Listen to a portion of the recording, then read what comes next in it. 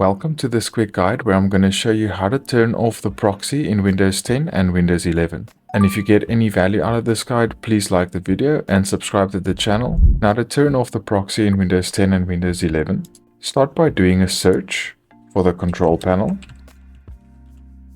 And the control panel app should be the best match. Go ahead and open that.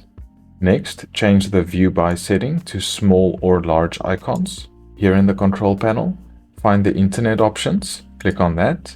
And then here in the internet properties window, click on the connections tab.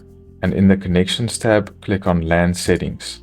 These are the default proxy settings. In your case, this box might be checked to use a proxy server.